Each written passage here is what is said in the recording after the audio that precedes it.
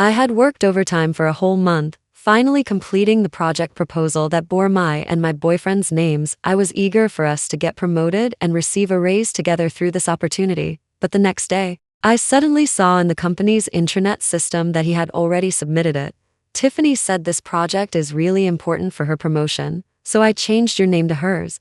See if you can try to get another opportunity with the manager. It's not like you're short on time anyway. I stared at Tiffany's and Ethan's names side by side on the screen. After a moment of silence, I picked up my phone. William, what's the fastest acquisition process for our company? What happened? William's voice on the other end of the phone deepened. Nothing serious. I just want to change how I work. William knew me too well. He knew asking was useless when I didn't want to talk. He paused, then said, if we expedite the process, preliminary acquisition negotiations can be completed within a week. I'll have David contact you tomorrow morning. I'll handle everything else. Thanks, William. 1 week. It only needed 1 week. Audrey. I turned around to see Ethan striding towards me. Where have you been? I called your phone and you didn't answer. Are you throwing a tantrum about the proposal submission? The promotion evaluation meeting is next week. Can you stop causing trouble at this critical moment? Throwing a tantrum? I repeated, my voice calm. Ethan, that was my hard work and dedication, made after working overtime for a whole month. You erased my name and replaced it with Tiffany's without even a word, and now you're telling me I'm throwing a tantrum? Yes, I know you originally did the proposal, but don't you understand the urgency of the situation? Ethan's brows furrowed, as if I were the one who had done something wrong. Tiffany only needs one outstanding project for her promotion evaluation. She needs this opportunity more than you. You've always been more capable than her. Can't you just find another project and create a new proposal? The evaluation meeting isn't until next week. If you hurry, you might still make it. His dismissive tone almost made me laugh bitterly. Ethan, do you think creating a core proposal worthy of an evaluation meeting is like buying groceries at the grocery store? My hard work and dedication from an entire month, and you just take it away. Then expect me to conjure another one out of thin air? A hint of impatience entered Ethan's voice. All right. I know you're the hardest worker, but we're all colleagues. Isn't it natural to help each other? You're making a mountain out of a molehill. You have no team spirit. Petty, selfish, lacking team spirit. Each word made my heart sink completely. Ethan, so you think Tiffany's success is more important to you than mine? Is that it? Ethan was taken aback by my question. That's not what I meant. Why do you always twist my words? I'm saying we need to consider the bigger picture, Tiffany. Enough. Don't say another word. I didn't want to hear another word, he said. All desire to argue vanished instantly. Keep this proposal if you like it. I'll handle the promotion evaluation meeting myself. Ethan clearly completely misunderstood my attitude, a flicker of relief in his eyes. Audrey, you've finally come to your senses. That's right. I knew you weren't unreasonable. Don't worry. You helped Tiffany this time, and she'll definitely remember your kindness. Oh, all right. I'm going to see what new progress Tiffany's proposal has made. You hurry up and see what other projects you can secure. He seemed afraid I would change my mind. Not daring to stay another second, I took a deep breath. The cold computer screen in front of me still reflected the project proposal I had designed, along with the glaring names. Ethan, Tiffany. My phone rang again, Ethan's name flashing on the screen. I answered, keeping my voice as steady as possible. Hello, Audrey. Ethan's voice came through the receiver. How's your new proposal coming along? Any leads? There's no need for this fake concern, Ethan. I just sat down less than 10 minutes ago. Oh, right. He paused, seemingly oblivious to my sarcasm. Well, that's perfect. Don't work on that for now. Help Tiffany and me with something. I sneered inwardly but kept a straight face. What is it? It's that project we had before. He spoke quite naturally, as if it had truly become their project. Even though the proposal has been submitted, we need 5 bound, complete copies for the evaluation meeting. Tiffany and I are swamped with work. We simply can't spare the time, since you haven't found another project yet. Could you help us print and organize them at the print shop downstairs? Printing, binding, running errands. The core proposal I had stayed up 3 nights to create. He took and put someone else's name on. Then he righteously asked me, the original creator, to do the most unskilled free labor for them. On the other end of the phone, seeing I didn't immediately answer, Ethan's tone became a little pushy. Audrey, did you hear me? It's just a small thing.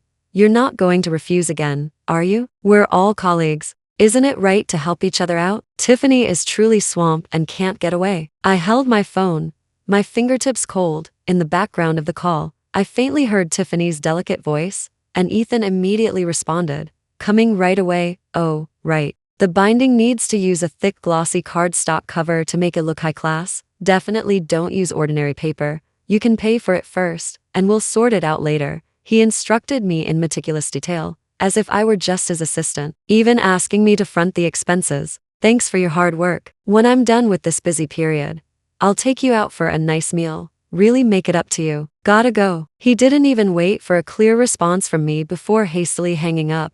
Almost immediately, my phone screen lit up automatically, pushing a social media post Tiffany had updated a minute ago. No text, just 2 movie ticket stubs photos, paired with a red heart emoji. The location showed the most luxurious downtown cinema. Following that, Ethan's like and comment glaringly appeared below. "Relaxing together after work. Feeling great." My fingertips paused on the screen for a moment. Swamped with work? Can't spare the time? So their being busy was being busy watching movies together? Being busy subtly posting heart emojis on social media? And then asking me, the victim they stole from, to handle their errands? I stared at that social media post, tapped the screen, and left my comment below it. "So you're swamped with work means being busy being lovey-dovey at the cinema? You two must be really working hard." Not long after, my phone vibrated frantically. It was Ethan calling again. His exasperated voice immediately came through the receiver. "Audrey, what do you mean by that? Why did you comment that?" "What did I comment?" I retorted calmly. "I just stated the facts as I understood them. Didn't you personally tell me you were too busy to even print documents?" "You," Ethan choked, his tone becoming even more unreasonable. "Audrey, why are you so petty? Tiffany put a lot of hard work and dedication into this project. She's very tired and under a lot of pressure right now. What's wrong with me taking her to see a movie to relax? Is there a problem with that? Do you have to be so passive-aggressive?" I couldn't help but let out a cold laugh. "Ethan, look me in the eye and say that again. What hard work and dedication did she put in? Was it the hard work of staying up late with me, or the brazenness of stealing other people's achievements?" "Audrey, don't say such horrible things." Ethan's voice was full of accusation. "It's just asking you to help print some documents. Is there any need to make veiled accusations on social media? How do you think Tiffany will feel if she sees that? Why are you so unreasonable, always making a mountain out of a molehill and ruining the atmosphere?" I listened in silence as he panted urgently on the other end of the phone. A few seconds later, his tone suddenly softened, taking on an almost coaxing quality. All right. It's not a big deal. At most, once I'm done being busy, I'll take you out alone again. How about that? Stop making a fuss. Be reasonable." "Understood." I coldly uttered 3 words and hung up first again. Speaking another word to him made me sick. On the last day before the promotion evaluation meeting, everyone in the office except me was extremely nervous. "Audrey?" A feigned affectionate voice sounded. Tiffany wore an exaggerated expression of concern, but her eyes held a hint of barely concealed triumph. "Audrey, how are you? Prepared?" Tiffany stood in front of my desk. "Tomorrow is the evaluation meeting, your new proposal. Are you confident? Do and I need to help you look over it?" Ethan immediately followed up. "Yes, Audrey, I'm not criticizing you, but at a time like this, why aren't you anxious at all? Where's the proposal? Have you made a PPT? Open it up and let us take a look." I leaned back slightly in my chair. "Proposal? I don't have one." Tiffany adopted an even more exaggerated expression of regret. "Ah, how can that be? Not prepared at all? Oh my goodness, then tomorrow." Ethan's face turned instantly ashen. "Audrey, what did you say? You don't have a proposal? What have you been doing these past 2 days? Didn't I tell you long ago to hurry up and find a new project? Are you ignoring what I said?" His voice grew louder, drawing furtive glances from several colleagues around us. I spun my office chair. "What I do or don't have a proposal has to do with you." Ethan choked, his face even uglier. "What does it have to do with me? Didn't we agree to get promoted and get a raise together, to save money for a house together? Have you forgotten all that? You're going to show up to the evaluation meeting empty-handed tomorrow.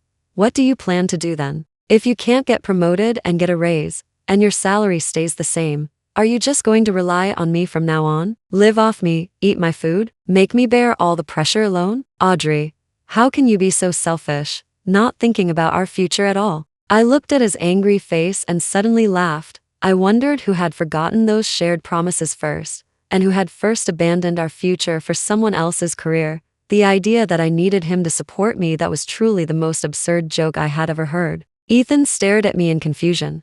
What are you laughing at? Am I wrong? I stopped smiling. Ethan, I'll figure out my career and my future myself. You don't need to worry about it. How will you figure it out? What will you use to figure it out? Ethan didn't believe me at all. His voice filled with sneering. At this point, you're still so stubborn. Audrey, can't you be more realistic? I'm telling you, if you don't have a proposal tomorrow, we're breaking up. I can't support a good-for-nothing like you. He delivered his ultimatum, his tone resolute and cutting. Ethan, don't talk to Audrey like that. Tiffany gently pulled Ethan's arm at just the right moment, her voice soft and weak. Audrey, are you too tired recently? Not in good spirits? Maybe a rest would help. It's just such a shame about this opportunity. You two could have been promoted together. She suddenly looked as if she had made a huge decision, biting her lip. Ethan, how about we give this project back to Audrey? After all, it was her hard work and dedication. I don't mind. It's okay even if I don't get promoted. As she spoke, her eyes welled up slightly, looking utterly wronged. Nonsense. Ethan immediately cut her off, his tone unequivocal. Tiffany, how much hard work and dedication did you put into this project? Some people just don't have the ability to secure new projects themselves, so they want to take what's already done. Ethan grew more agitated. Tiffany, you're just too kind. This is non-negotiable. The project must be yours. No one can steal your credit. Watching him so righteously twist the truth, I only found it incredibly absurd. Are you two done with your performance? I stood up, my gaze sweeping over their faces. How I solve the problem of not having a proposal is my business. As for breaking up, suit yourself. As for everything else, we'll see what happens at the evaluation meeting tomorrow. Ethan sneered, his eyes full of contempt. Fine, I'd like to see what tricks you can pull. Don't forget to print the 5 copies of the project proposal we need and deliver them to the conference room before 8 a.m. tomorrow. Not one less. With that, he pulled Tiffany and stormed off. The next day, the evaluation meeting was held as scheduled. I watched the promotion evaluation meeting room through the floor-to-ceiling glass. Ethan and Tiffany sat not far from the main podium, occasionally looking anxiously toward the door, their faces clearly uneasy. It wasn't until the general manager announced, "Next, Tiffany and Ethan's team," that I gently pushed open the conference room door, walking in with empty hands and a calm, unhurried pace. In an instant, all eyes focused on me. Ethan's gaze immediately fell on my empty hands, and the tension on his face instantly turned to anger. Audrey, where are the project proposals you promised to print for us? Where are those 5 bound documents? Tiffany also immediately stood up, her voice tearful. Audrey, how could you do this? You clearly promised yesterday that you would bind them with glossy cardstock covers. Now we only have this one copy in my hand. What will the executives think of us? Aren't you deliberately trying to make us look bad? The executives' gazes grew puzzled. I stopped at the end of the conference table, calmly meeting their angry stares. Print? I raised an eyebrow slightly, my tone indifferent. Why would I print anything? You promised yesterday. Ethan's voice trembled with rage. You promised right in front of me to help us print and bind them. Now you're trying to go back on your word? Audrey, you're holding a grudge over a small matter and deliberately retaliating against us in such an important setting. How could you be so malicious and narrow-minded? Ethan, my voice was surprisingly calm. Please get this straight, from beginning to end. I never promised you I would print any documents. Ethan was speechless, his face instantly flushing crimson, and I slowly sat down, crossing my arms. Even if you did print them, you still wouldn't pass the evaluation. You're full of it. Ethan spoke recklessly, completely losing his composure. Our proposal is the best. Why wouldn't it pass? You're just jealous, deliberately trying to sabotage us. Tiffany's eyes also reddened, her acting superb. Audrey, I know you're upset, but you can't curse us like this. This project is really important to us. I'm not cursing. I interrupted her performance, my voice clear. I'm just stating a fact. I took 2 steps forward, my gaze sweeping over every executive present, because, from a legal standpoint, this company now belongs to me. The moment my words fell, the entire conference room fell silent. Then a few suppressed whispers broke out. Audrey, are you crazy? Ethan sounded like he had heard the biggest joke. What nonsense are you spouting here?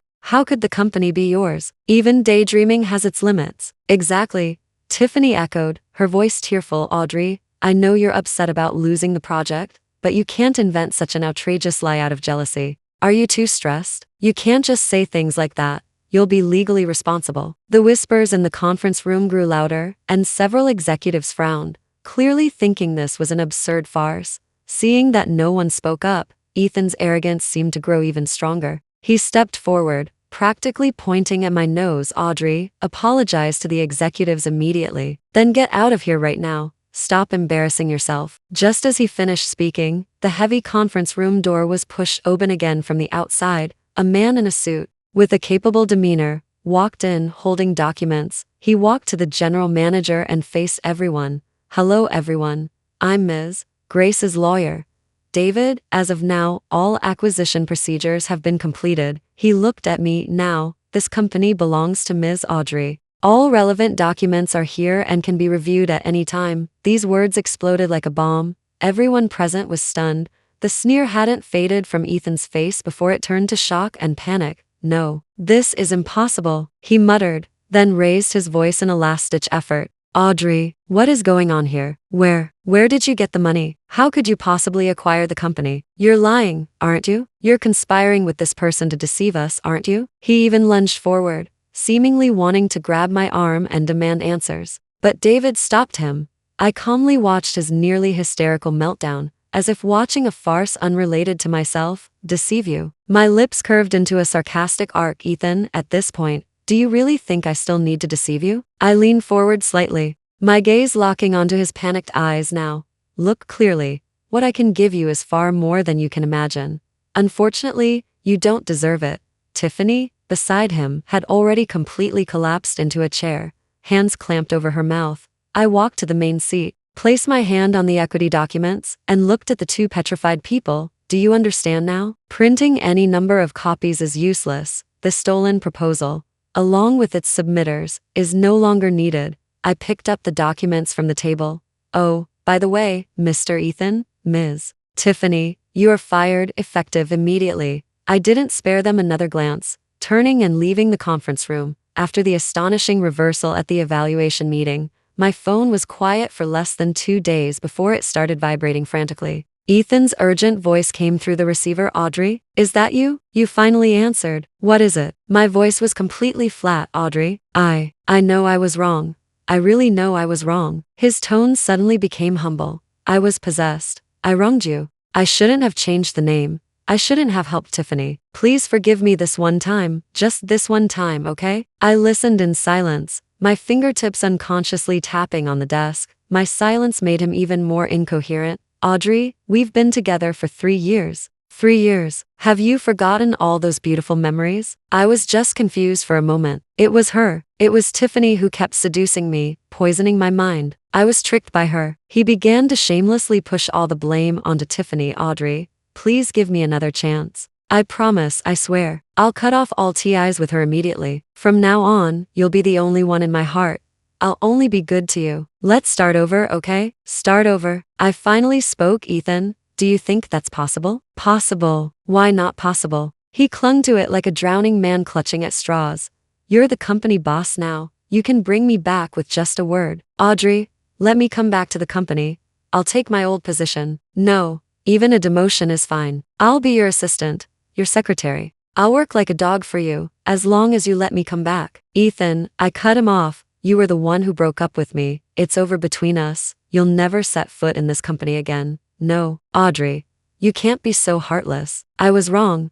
I'll get down on my knees and beg you, okay? I'll go kneel downstairs at the company right now and stay there until you forgive me. Suit yourself. I was completely unmoved. Audrey, he finally dropped his pretense. Do you have to be so absolute? No regard for our past? Are you really so cruel as to watch me lose my job? Watch me fail? I calmly replied. Your job loss and downfall weren't caused by me. They're the consequences of your own choices. Fine. Audrey, you're ruthless. His voice suddenly darkened. You think you've won? I'm telling you, it's not over. This isn't over. If you won't let me have peace, you won't be comfortable either. Just you wait. I'll make you regret it. I'll let everyone know what kind of person you really are. He abruptly hung up the phone. The next afternoon, an internal call came in. The assistant's voice carrying a hint of barely perceptible nervousness. Audrey, downstairs. Some things happen downstairs. Ethan and Tiffany are at the main entrance. They're making a scene, and a lot of people are gathering to watch. I frowned and walked to the floor-to-ceiling window. Ethan and Tiffany stood conspicuously in the center of the crowd, looking even more disheveled and haggard than a few days prior. Ethan's hair was messy, his eyes sunken, and he was emotionally gesticulating and loudly accusing the surrounding employees and passersby. Tiffany stood beside him, crying as if she might collapse at any moment, looking utterly wronged. Most strikingly, they had unfurled a crude makeshift banner, on which shocking words were written in bright red paint. Gold digger Audrey sold herself for money, abandoned her boyfriend of 3 years. How can this be right? Another, slightly smaller line read, illegally seized control of the company, forced out loyal employees. A woman with a heart of stone. Everyone look, come and see. Ethan yelled hoarsely. It's that woman, Audrey. Why could she become the boss overnight? Think about it. She was just an ordinary employee before. Where did she get the money to acquire a company? He deliberately paused, letting the surrounding murmurs intensify. It must have been by selling herself. He threw out the malicious speculation, his voice sharp. Who knows? She hooked up with some 80-year-old sugar daddy, flaunting her new status with that dirty money. Now she thinks I'm poor and useless, so she kicks me out. Would you dare to work for a woman who would sell herself for money? Tiffany cooperated perfectly, crying even louder, pulling at the banner. Ethan, don't say any more. Let's go. We can't fight her. She has connections. Let's just accept our fate. Her words, seemingly dissuading him, actually served to confirm Ethan's slander. The onlookers erupted, passersby, unaware of the truth, frantically filmed with their phones, pointing and whispering, is it true? Is that how the new boss got her position? She looks pretty and respectable, but I didn't expect her to be like this. No wonder she could destroy her ex-boyfriend. Her heart is too cruel. Can a company be good when managed by a woman who climbed the ladder using her body? Various unpleasant discussions and speculations quickly spread. Ethan, seeing public opinion seemingly turn in his favor, became even more arrogant, even starting to fabricate details. I was with her for 3 years. For 3 years, I poured my heart out for her. When she couldn't pay her rent, I scrimped and saved to cover it for her. When she was sick, I stayed up all night taking care of her. Now she's climbed the social ladder, and she turns around and despises me for being poor, for being in her way, conspiring with her illicit lover to destroy my life. He relied on baseless lies to portray himself as a pitiful man betrayed in love. And I was the ungrateful, money-hungry gold digger in the story. Tiffany also cried out, Audrey, how could you do this to Ethan? He loved you so much. Even if you don't like him anymore, you can't push him to the brink like this. I stood by the floor-to-ceiling window, expressionlessly overlooking it all. Audrey, should I notify security to disperse them now? Or call the police directly? No hurry. I gently shook my head. Let them perform. The higher the stage they build, the harder they'll fall. Downstairs, Ethan, seeing that I hadn't appeared, grew even more audacious, as if convinced I was in the wrong and guilty. See, she doesn't dare to come down. She's ashamed to show her face. This kind of woman who climbed up by selling herself just knows how to hide upstairs like a coward. Tiffany cooperatively covered her face and sobbed, her shoulders trembling violently, as if she might faint at any moment. Just then, the glass doors of the building slowly slid open. I walked out with steady steps, David following half a step behind me, holding a tablet. My appearance instantly drew all eyes, and the commotion miraculously quieted. All cell phone cameras simultaneously turned to me. Audrey, you finally dared to come out? Ethan's eyes were bloodshot. Tell everyone how you got this company. Did you sell Ethan? My gaze swept over both of them. You and Tiffany are publicly slandering and defaming the company's director, disrupting the company's normal operations. I've already called the police, and they'll be here shortly. Slander? Defamation? Ethan sounded like he had heard the biggest joke. What did I say wrong? If you, Audrey, didn't sell yourself, where did you get the money to acquire the company? Go on. Tell us. Explain it clearly in front of everyone. Where did your money come from? Do you dare to say? He bellowed, believing he had found my weak spot. A twisted pleasure even appearing on his face. The onlookers stirred again, all eyes fixed on me, waiting for my answer. Ethan, even now, you still don't seem to understand one thing. I tilted my head slightly, gesturing to David. David stepped forward, facing the crowd, his voice steady and powerful. To all colleagues and passersby, I am Ms. Audrey's legal representative regarding the change of equity in this company. All procedures are legal and compliant, and all financial transactions are clear and verifiable. capable of withstanding scrutiny from any institution. The funds used by Ms. Audrey come from her family's private assets and have no connection to any illicit means. Family assets? Ethan scoffed, full of disdain. Lying to fools. I know what her family background is like. Keep lying. Keep making things up. Just then, a dignified and powerful voice rang out. Who told you that my daughter, William, comes from an ordinary family? The crowd automatically parted, creating a path. William's gaze, sharp as a hawk's, locked directly onto Ethan, whose face instantly turned ashen. So you too have some doubts about my daughter's family? David opportunely tapped on his tablet a few times. Ms. Audrey's father is Mr. William, chairman of Sterling. Sterling? Someone in the crowd gasped. That was a commercial giant, famous in this city and even nationwide. Ethan was like a rooster whose neck had been wrung, his lips trembling, unable to utter a single syllable. Tiffany, behind him, shrank even further, wishing she could disappear on the spot. Only then did William slowly turn his head, his gaze falling on me. Audrey, it seems your judgment of character definitely needs re-evaluation. All the color drained from Ethan's face instantly. No. Impossible. This is absolutely impossible. Audrey, you never said. You lied to me. You've been lying to me all along. He was incoherent, his voice trembling, all his previous arrogance completely vanished. Did I not say? I pretended to ponder. Oh, I guess I didn't specifically mention it. After all, when you're in a relationship, you look at the person, not their family background, don't you? Besides, I never imagined that someone would be so eager to steal another person's hard work and dedication just for a departmental promotion, to curry favor with another woman.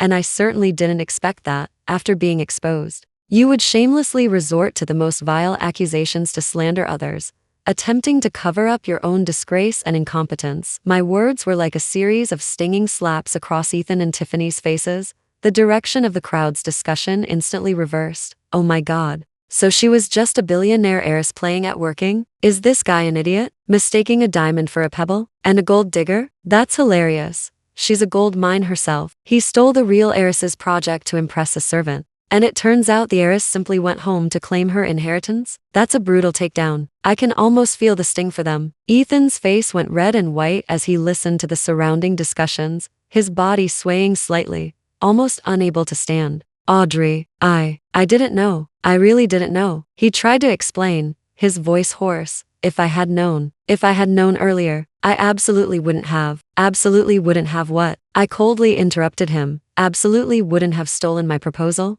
Or absolutely wouldn't have righteously bossed me around after succeeding? Or absolutely wouldn't have, after things fell apart, come here throwing a public tantrum and uttering baseless obscenities? Ethan, so your absolutely not was contingent on my family's status? David stepped forward again, his voice serious. Mr. Ethan, Ms. Tiffany, your actions today constitute serious defamation and disorderly conduct. Not only have you caused immense damage to Ms. Audrey's personal reputation, but also a detrimental impact on our company's corporate reputation. We have full video and audio evidence of the entire incident. We reserve the right to pursue legal action against both of you. Tiffany's face instantly went as white as a sheet. Audrey, I'm so sorry. It's all my fault. I was wrong. I shouldn't have accepted Ethan's offer. I didn't know that was your proposal. She rambled incoherently, trying to push all the blame away. Ethan's legs gave out, and he nearly collapsed at my father's feet. Mr. William, I'm sorry, I was wrong, I was a fool. William didn't bother to let him finish. He simply gave a casual instruction to his assistant. Contact our friends in the industry. I'd like to see which reputable company would dare to hire an employee with such poor character, low capability, and malicious intent. Those words undoubtedly sealed the fate of Ethan and Tiffany, ending all their prospects in this industry. After speaking, William looked at me. Go on up once you're done. It's not worth wasting time on people like this. I took one last look at Ethan, his face ashen and his eyes completely vacant, and Tiffany, trembling like a leaf in the wind. I turned to the security guards and ordered, clear the area. Don't let them set foot near the company again. With that, I turned and walked calmly back into the building. Police sirens wailed, growing louder as they approached, breaking the commotion downstairs. Several officers pushed through the crowd, heading straight for the ashen-faced Ethan and Tiffany. Who is Ethan? Who is Tiffany? The lead officer asked seriously, his gaze sweeping over the blatant banner and the crowd still filming. We've received a complaint accusing both of you of suspected defamation, disorderly conduct, and disturbing public order. Please come with us to the police station to cooperate with our investigation." The officer's voice was businesslike and authoritative, leaving no room for argument. "No, officer, it's a misunderstanding. This is all a misunderstanding." Ethan tried to struggle, but it was useless. I imagine he finally understood what it meant to reap what you sow, to be beyond redemption. He and Tiffany, who had gone limp as a rag doll, were led away from the scene by the police. The absurd banner was left on the ground like trash, soon to be impassively collected by the cleaning crew. The crowd gradually dispersed, but today's dramatic, shocking twist would undoubtedly become the hottest gossip around the water cooler for the company and indeed the entire industry for a long time to come. I returned to my top floor office. Outside the floor-to-ceiling windows, the city remained bustling and vibrant. As if the farce had never happened, William leisurely sipped his tea. "All resolved?" "Yes," I nodded, taking a seat opposite him. "Was it worth wasting so much time on people like that?" William looked up at me, his eyes showing no reproach, only a hint of inquiry. I smiled. "I wouldn't call it a waste. At least I've truly seen someone for who they are, saving myself from bigger trouble down the line. Besides, taking back what's mine in my own way feels pretty good." Days later, I received news that Ethan and Tiffany, due to the relatively minor nature of their offense and their status as first-time offenders, were released by the police after receiving severe reprimands and writing letters of repentance. But words about blacklisting in the industry were no idle threat. No reputable company dared to hire them now. Their careers in this industry had essentially come to an end. It was a fitting end for them. I never paid attention to any news about them again. My life was filled with new challenges, new projects, and new perspectives. The company steadily grew under my control, becoming even more dynamic than before. Occasionally, I would recall the grueling nights I spent working on that proposal, and the anger and cold disappointment I felt when I discovered the betrayal. But those emotions quickly faded away. Like fleeting clouds outside the window, that unforgettable relationship, that person I once thought I could entrust my future to, ultimately became just a stepping stone on my path to personal growth, a trial that, though slightly costly, yielded abundant rewards. I stood in front of the massive floor-to-ceiling window, looking down at the city below. Sunlight streamed onto the glass facade, reflecting a dazzling light. The future was still long, and I could see much further now. Thank you for watching this video. If you have any thoughts about this story, feel free to share them in the comment section.